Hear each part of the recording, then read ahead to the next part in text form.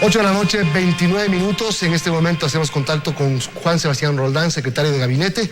Él está en Guayaquil, en el epicentro de esta lamentable crisis que estamos viviendo. Secretario, buenas noches, gracias por atendernos. ¿Me escucha? Así es, Milton. Muchas gracias por sus palabras y muchas gracias por la entrevista. Bueno, hoy se conocieron las disposiciones tomadas por el COE Nacional y la restricción va hasta el 12 de abril. El tema que creo que es bueno aclarar es, a partir del 13 empieza a funcionar este semáforo. ¿Qué es el semáforo y cómo se va a aplicar en el país? Estamos buscando un mecanismo para poder juntar la difícil situación de salud. Nosotros siempre dijimos que la primera preocupación era la salud, la segunda la alimentación, la tercera la producción y la cuarta la estabilidad macroeconómica. Tenemos que buscar aquellos lugares en los que la salud ya vaya bajando su peligrosidad y nosotros vayamos mejorando las condiciones económicas de tal manera que las personas puedan comenzar a tener una actividad económica mejor, una actividad económica que les permita comenzar a tener los ingresos para que la economía se mueva, y el semáforo será para nosotros el mecanismo para poder tener en verde, en amarillo y en rojo aquellas provincias que vayan pudiendo, provincias o ciudades que vayan pudiendo soltarse de a poco. Bueno, me imagino que el verde será para abrir completamente, el tema amarillo o naranja será para una media actividad y el tema rojo por prohibimiento de actividades o prohibición de actividades. Esto es así, ¿verdad? ¿Será por provincias o será por actividades? Estamos exactamente en eso, Milton. Lo primero es, necesitamos saber exactamente cuál es la situación que está viviendo cada una de las ciudades y las provincias. Para eso las cifras son fundamentales. En términos de esas cifras es que tomaremos las decisiones también con respecto a cómo se han comportado tanto los contagios como la situación hospitalaria y al mismo tiempo qué es lo que pasa en términos económicos para poder tomar las mejores decisiones. Ahora, si es que es por provincia, entonces serían las provincias que menos afectación por la pandemia tengan. Es decir, ¿se podría permitir el trabajo general en determinadas provincias o sería por un tema más bien, el comercio funciona de tal manera, el Estado funciona de tal manera, las clases siguen en rojo por el mes de abril como ya se ha determinado, en rojo la comunicación entre provincias e internacional? No quiero adelantar ningún criterio, Milton. Estamos mirando todas las variables al respecto de qué provincia deja de estar en riesgo. No necesariamente las provincias que tienen menos contagios son las que menos riesgo están.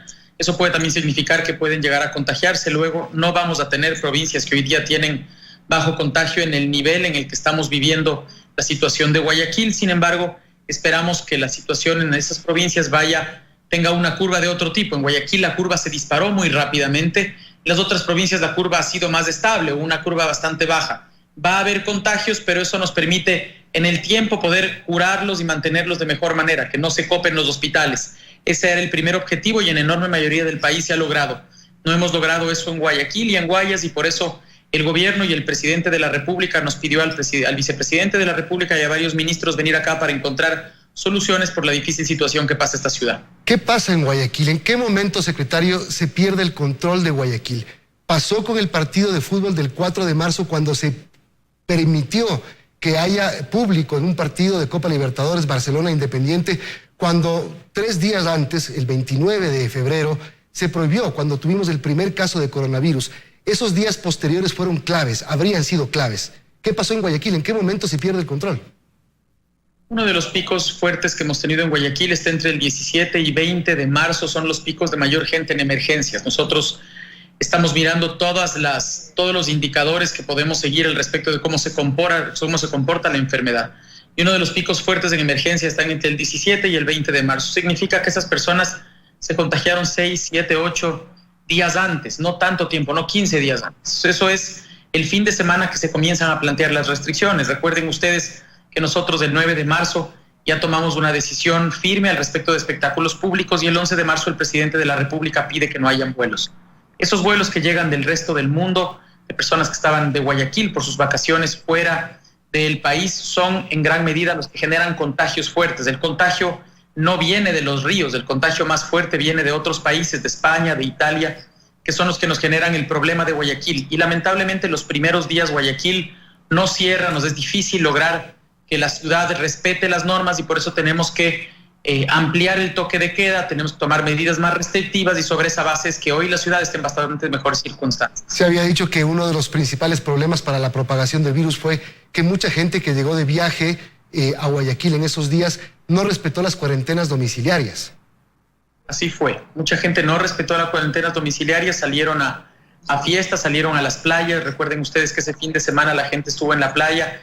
Denunció el presidente de la República viajes desde Guayaquil a playas cuando esto estaba prohibido. Tuvimos que ponernos más duros y tomamos las decisiones. Ecuador es uno de los países, de los primeros países en América Latina en tomar decisiones con pocos contagiados. Aquí para la ciudadanía es importante explicar que no es importante cuándo se tomó, sino cuánto tiempo después de los contagios, con qué número de contagios. Con menos de 55 contagios, el presidente ya impide que haya más contagios importados. Y a pesar de que hemos tenido una crítica fuerte de gente que lamentablemente se quedó afuera, que no pudo volver, para nosotros era fundamental ya no traer más gente que podía estar contagiada, porque eso genera una multiplicación de 3 casos, en algunos casos, o de 13, como el caso inicial de la señora de los Ríos. Es lamentable y, por supuesto, estamos con esos ecuatorianos que hoy día están afuera, pero tenemos que medir, como siempre lo dijimos, cuál es el perjuicio de las decisiones. Con los estudiantes de Wuhan velamos por los 17 millones de ecuatorianos, estuvieron un mes en cuarentena, 15 días en China, 15 en Ucrania, y hoy día ellos están en el Ecuador y no han contagiado porque están sanos. Sin embargo, esa es la decisión que tomamos en el otro caso y no se respetó. Ahora, hoy fue un día difícil, de los tantos difíciles que está teniendo la ciudad de Guayaquil, por un rumor, por una intención, por lo que el gobernador dijo, habló de la posibilidad de extender 24 horas del toque de queda y la gente se volcó a las calles asustada, desesperada y abarrotó supermercados. Las consecuencias de lo que ocurrió hoy se verán en los siguientes días, pero ese fue, sin duda, un error.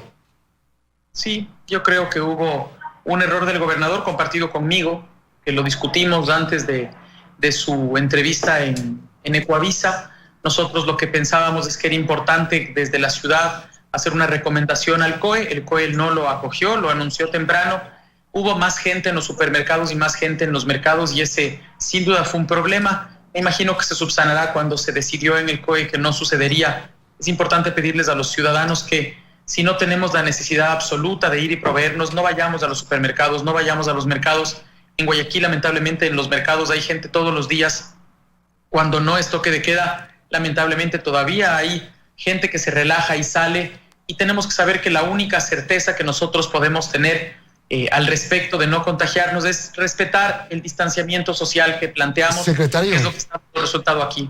Si fue un error del gobernador, ¿por qué a las 4 de la tarde en su cuenta de Twitter dice que va a insistir con este pedido? El gobernador lo que planteó es que desde la ciudad se ven ciertos temas que desde el país no se ven. Es decir, hay ciertas circunstancias dentro de la ciudad que se plantean que dentro del país es más difícil ver. Lo estoy viendo yo acá en Guayaquil, vine la semana pasada y se sienten las cosas distintas. Guayaquil está empujando, Guayaquil va a salir y al mismo tiempo está pasando un momento difícil. Hay gente que está perdiendo sus seres queridos, hay gente que está en difíciles circunstancias en los hospitales y gente que está en sus casas viviendo la enfermedad. Pero si el gobernador tuitea insistiendo en la medida, me imagino que no está de acuerdo con la decisión del COE. Habrá que preguntarle al gobernador su posición. Estoy siendo claro al respecto de qué es lo que nosotros haremos. Nosotros respetamos la decisión del COE porque es la decisión que los ecuatorianos tienen que respetar por mandato legal. Bueno, hablemos del manejo de cadáveres. Hay una división de tareas en varias organizaciones del Estado, especialmente en Fuerza Pública. ¿Cuántos cadáveres ustedes han recogido? ¿Cuántos cadáveres quedan? ¿Y para cuándo se va a solucionar esta situación? Durante la semana ya se ha generado una solución parcial al problema. Lamentablemente, como ustedes saben, hay que hablar del problema en general. Las funerarias en Guayaquil no trabajaron como trabajan normalmente. En Guayaquil se mueren entre 35 y 50 personas normalmente al día y subió ese número a 70 personas, más o menos unos 15 o 20 personas más de las que normalmente nosotros contamos en los números. Eso generó que al no recoger las funerarias y los familiares no llevarlas a enterrar, tuvimos un atasco muy fuerte. El Estado nunca recoge personas que hayan fallecido y por eso generamos ahora un orden para que la policía retire de los domicilios a los fallecidos y las Fuerzas Armadas entreguen las actas de defunción para que las funerarias trabajen. Forzamos a las funerarias a que hagan su trabajo. Aquellas que no lo hagan van a tener graves restricciones y hasta requisiciones en caso de que no lo estén haciendo. Y hoy en la mañana, durante el día, ya hemos logrado recoger 78 personas fallecidas de sus casas. Hemos logrado enterrar las 100 personas que habíamos ofrecido en los últimos 3 días. Esas 100 personas se enterraron en el cementerio de la Aurora, que es un cementerio muy bueno en la ciudad, y hemos entregado 83 certificados, es decir, ya buena parte de las personas que estaban hace 24 horas esperando ya fueron retiradas. Hoy corresponde también a las funerarias de hacer su trabajo, porque ellos van a recoger esas 83 personas que entregamos certificados y han duplicado la capacidad de recoger. Nosotros esperamos pronto poder anunciar que el mismo día que una persona fallece será recogida en la ciudad. Es un problema poder tratar con este tema, no es ir a recoger cualquier cosa, son personas que fallecieron, familias dolientes, lo hacemos con el cuidado y la dignidad que todas esas personas merecen, y como dijo el presidente de la República, estamos tratando a las personas con la dignidad que nosotros quisiéramos que nos traten a nosotros. Por eso es que no se apilan en camiones, no se hacen fosas comunes, sino se los enterrará en un camposanto como ellos merecen. La alcaldesa de Guayaquil esta tarde pidió facultades para poder participar en esto y resolver lo más pronto posible esta situación. ¿Ustedes le van a dar? ¿El gobierno va a aceptar esta colaboración? Toda la cooperación que ofrezcan en este momento las autoridades locales y los ciudadanos de buena fe será aceptada. Sería una locura no hacerlo. De hecho, Jorge Watet, que es quien maneja hoy día la fuerza de tarea, que maneja el tema de fallecidos, dio la orden de que por favor se contacten con el municipio para ver cómo podemos recibir el apoyo del municipio en automóviles, en personas, en cómo ayudarnos a manejar este difícil problema que estamos enfrentando.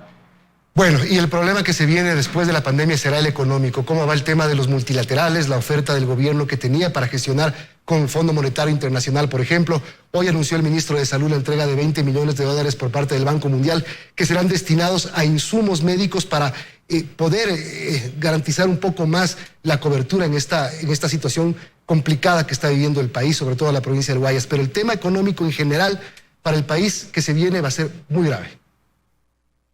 El cambio de vida para todos va a ser total. No vamos a volver a tener la misma realidad que teníamos. Ya no, en mucho tiempo no podremos nosotros vivir la situación que vivíamos. No va a ser difícil pensar en un estadio con 40,000 personas juntas en el corto plazo, muy difícilmente. Y al mismo tiempo el tema económico es el fundamental. Ha sido ponerle un palo a la rueda de la economía que necesita el consumo, necesita la venta a nivel macro y también a nivel micro. Las personas que se ganan la vida todos los días no han estado ganando dinero. Para ellos ha habido un aporte ya 2 días seguidos a más de 80,000 personas, familias, se les han entregado $60 para que puedan tener algo con lo que comer, y se han entregado más de 300,000 kits de comida también en todo el país. Hoy corresponde ver cómo vamos a salir adelante en general y en particular. Los multilaterales, el BID aprobó ya un crédito de $250 millones extra para el país. El ministro de Finanzas está trabajando muy de cerca con la CAF. Ustedes conocen ya el ofrecimiento del Fondo Monetario Internacional que llegará a mediados de mes, del Banco Mundial al mismo tiempo, y el acuerdo que tenemos con la China para poder cerrar ese acuerdo. Es decir, ya tenemos dinero que se está gastando en el Ecuador, y parte del gasto de $200 millones que se hizo hasta el mes pasado y los $70 millones para proveedores viene precisamente de ese dinero de multilaterales. Bueno, esperemos que siga llegando y que la situación pronto se solucione. Gracias, secretario Juan Sebastián Roldán, por aceptar la entrevista. Gracias. Buenas noches.